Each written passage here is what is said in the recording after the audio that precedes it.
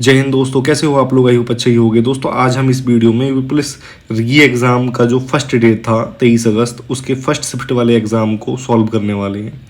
तो आज मैं इस वीडियो में जीके जीएस वाले पोर्शन के आंसर बताऊंगा। ये वीडियो आप सभी साथियों के लिए इसलिए इम्पोर्टेंट है क्योंकि जिन भी साथियों का अब एग्ज़ाम 24, 25 या 30, 31 अगस्त को होना है, तो उसमें क्या होता है जीके जीएस में, जैसे किसी टॉपिक से एक क्वेश्चन आया, जैसे सोशल मीडिया से एक या दो प्रश्न पूछे, तो वो आगे भी जो पेपर होंगे उनमें एक या दो प्रश्न सोशल मीडिया से पूछे जाएंगे। तो इसी तरह जिस टॉपिक से, जैसे पल्लव राजवंश की राजधानी पूछी है, तो अब जो आपका एग्ज़ाम होगा उसमें किसी और राजवंश की राजधानी पूछ लेगा। तो चलिए बिना देरी करे वीडियो शुरू करते हैं। सबसे पहले हम शुरुआत करते हैं 113 नंबर क्वेश्चन से। यहीं से आपका जीके जीएस वाला पोर्शन शुरू है। द स्कारलेट किसने लिखी? तो जो इसके राइटर हैं वो हैं नथानिएल हार्थोन। इसका डी ऑप्शन जो होगा वो सही होगा। इसके बाद जो 114 नंबर पर प्रश्न है, उपयोगकर्ताओं के बीच लगातार संचार को प्रोत्साहित करने के लिए किस सोशल मीडिया प्लेटफॉर्म में स्ट्रीक्स नामक सुविधा है? तो इसका जो सही आंसर है वो है स्नैपचैट, ए।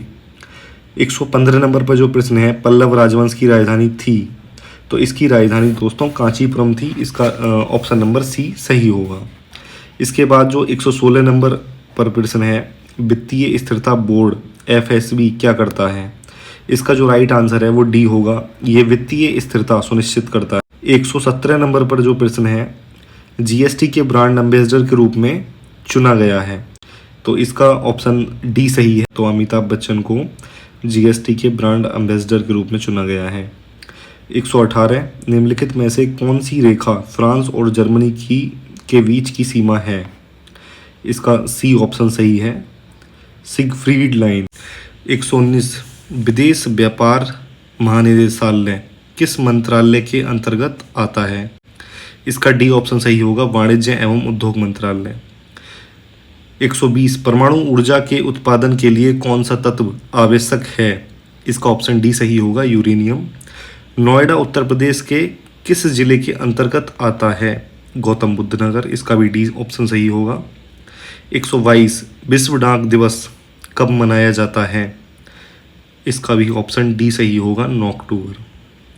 123 जून 2024 तक संघ गृह मंत्रालय का प्रमुख कौन है?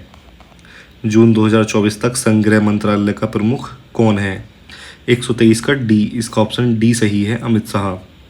इंडियन नेशनल कांग्रेस की स्थापना किस वर्ष में हुई थी? 1885 में। इसका भी ऑप्शन डी सही है। भारत का पहला हवाई अड्डा कहाँ पर स्थित था? 125 का वी, बॉम्बे यानी मुंबई में भारत का पहला हवाई अड्डा स्थित था। 126 भारत में व्यवसायों के लिए सेवाओं हेतु जीएसटी पंजीकरण के लिए थ्रेशोल्ड लिमिट सीमा क्या है? 20 लाख। ए ऑप्शन का सही है। 127 में दुर्भावनापूर्ण फाइलों वाली छवियों का उपयोग हैकर को आपके खाते की जानकारी चुराने या आपके कंप्यूटर को संक्रमित करने में मदद करने के लिए किया जाता है। इसका ऑप्शन ए सही है, इमेज फिशिंग। इनक्रप्ट मैसेज भेजे जाते हैं, वो इमेज फिशिंग में भेजे जाते हैं। 128 क्रोएशिया गणराज्य की राजधानी क्या है? जाग्रेब। इसका भी ऑप्शन सी सही है। 129 आतंकवाद से लड़ने में सूचना साझा करना किन तारीखों से महत्वपूर्ण हो जाता है? सी, ये अधिकारियों को संभावित खतरों को अधिक तेजी से पहचानने में सहायता करता है। 130 भारत के किस पड़ोसी देश को थंडर ड्रैगन की भूमि के नाम से जाना जाता है? थंडर ड्रैगन की भूमि, भूटान। वी ऑप्शन सही है। 131 निम्नलिखित में से कौन सा सोशल मीडिया प्लेटफॉर्म नहीं है? गूगल सोशल मीडिया प्लेटफॉर्म नहीं है, बाकी सभी सोशल मीडिया प्लेटफॉर्म हैं। 132 निम्नलिखित में से किस प्रकार का प्रदूषण संवर्ध त्वरित यूट्रोफिकेशन है? इसका ऑप्शन बी सही होगा, जल प्रदूषण। और इसके बाद 133 की तरफ हम आगे बढ़ते हैं। 1946 के विमुद्रीकरण के दौरान आरबीआई के गवर्नर कौन थे? सी, चिंतामण द्वारकानाथ देशमुख। 134 भारतीय संविधान का कौन सा भाग राज्य के नीति निर्देशक सिद्धांतों से संबंधित है? भाग 4 ऑप्शन ए इसका सही होगा। 135 पुस्तक ए लाइफ मिस स्पेंट किसके द्वारा लिखी गई थी? इसका ऑप्शन बी सही होगा, सूर्यकांत त्रिपाठी निराला। 136 आसमान के नीलेपन का मुख्य कारण क्या है? ऑप्शन बी इसका सही होगा, श्वेत प्रकाश का प्रकीर्णन विखराव। 137 रमन सुब्बा राव जिनका हाल ही में निधन हो गया है किस खेल से जुड़े थे? क्रिकेट से जुड़े हुए थे रमन सुब्बा राव। 138 प्रायद्वीपीय भारत की सबसे लंबी नदी कौन सी है? गोदावरी। ऑप्शन ए इसका सही होगा। और वैसे अगर भारत की सबसे लंबी नदी पूछता तो फिर गंगा होती। NHRC का पूर्ण रूप क्या है? इसका ऑप्शन सी सही होगा, national human rights commission India. 140 की तरफ हम बढ़ते हैं। वर्ष 1985 को कौन सा अंतर्राष्ट्रीय वर्ष घोषित किया गया था? युवा। इसका ऑप्शन डी सही होगा। 141 अनुसंधान विधियां उत्तरदाताओं की प्रतिक्रियाओं के आधार पर उनसे गहन और आगे की जांच और पूछताछ करने में सहायता करती हैं। गुणात्मक। बी इसका ऑप्शन सही होगा।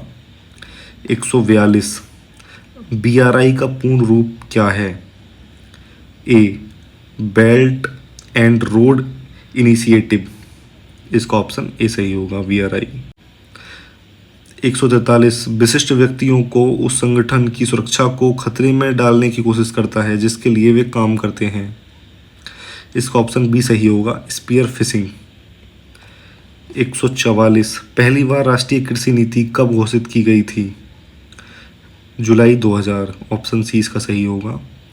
145 वर्ष फिर खाली स्थान दिया है में अंतर्राष्ट्रीय मानवाधिकार कानून के प्रवर्तन के लिए संयुक्त राष्ट्र मानवाधिकार आयोग को संयुक्त राष्ट्र मानवाधिकार परिषद द्वारा प्रतिस्थापित किया गया। इसका जो ऑप्शन है वो ए सही होगा, वर्ष 2006 में। 146 अफ्रीका के आर पार दौड़ लगाने वाले पहले व्यक्ति कौन हैं? रस कुक। ऑप्शन डी इसका सही होगा। 147 भारतीय कृषि अनुसंधान संस्थान ने भारत में संरक्षित बासमती किस्मों की खेती के लिए किस देश के खिलाफ कानूनी कार्रवाई की मांग की? तो 147 का डी ऑप्शन सही होगा, पाकिस्तान। 148 कौन सा भारतीय राज्य अपनी अनूठी वारली चित्रकला के लिए जाना जाता है? ए महाराष्ट्र अपनी अनूठी वारली चित्रकला के लिए जाना जाता है। 149 चिकनकारी एक पारंपरिक कढ़ाई शैली है जिसकी उत्पत्ति उत्तर प्रदेश के लखनऊ शहर से मानी जाती है। चिकनकारी काफ़ी फेमस है और जो कि लखनऊ से इसकी उत्पत्ति हुई है। तो अगर आप यूपी में रहते हो तो ये तो आपको पता होना ही चाहिए। 150 महासागरीय अम्लीकरण का प्राथमिक कारण क्या है? ए समुद्री जल द्वारा CO2 का अवशोषण। तो दोस्तों यही थे आपके GK/GS के प्रश्न जो 23 अगस्त की फर्स्ट शिफ्ट में आए थे। मैंने आपको इन सभी के आंसर बता दिए हैं। तो आई होप आपको इनसे ज़रूर हेल्प मिलेगी। और अगर आपका एग्ज़ाम अब होने वाला है 24, 25 और 30 और 31 अगस्त में, तो इन्हीं टॉपिक से संबंधित प्रश्न पूछे जाएंगे। ठीक है, तो आप उन्हें ठीक से याद कर लेना। और कई बार प्रश्न रिपीटेड भी होते हैं तो ये आपको ज़रूर याद होनी चाहिए। अगर आपको वीडियो अच्छी लगी हो तो वीडियो को लाइक कर देना और चैनल को सब्सक्राइब कर देना आगे भी ऐसी वीडियो देखने के लिए। मिलते हैं अगली वीडियो में, तब तक के लिए जय हिंद दोस्तों।